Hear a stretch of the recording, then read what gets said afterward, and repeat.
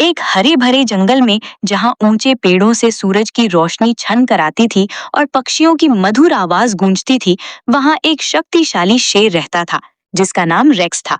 उसकी दहाड़ पूरे जंगल में गूंजती थी और जानवर उससे डरते थे।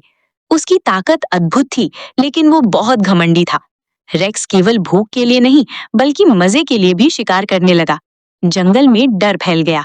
हिरण दौड़ना भूल गए, पक्षी चुप हो गए और हाथी भी सतर्क रहने लगे। उसी जंगल में एक छोटा लेकिन बुद्धिमान खरगोश मीला रहता था। उसने सोचा कि डर से कुछ नहीं होगा। उसने सभी जानवरों को एक चमकती नदी के पास इकट्ठा किया। हमें रेक्स को रोकना होगा, मीला ने कहा, ताकत से नहीं, बुद्धि और एकता से। अगली सुबह मीला शेर के पास गया। छोटा सा खरगोश विशाल शेर के सामने भी आत्मविश्वास से भरा हुआ था। महाराज, मीला बोला, जंगल में एक और शेर है जो खुद को आपसे ज्यादा शक्तिशाली मानता है।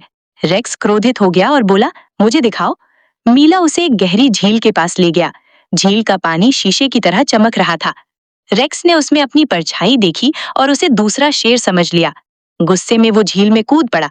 बड़ी मुश्किल से वो बाहर निकला, थका हुआ और शर्मिंदा। रेक्स को अपनी गलती का एहसास हुआ। उसने सभी जानवरों से माफी मांगी।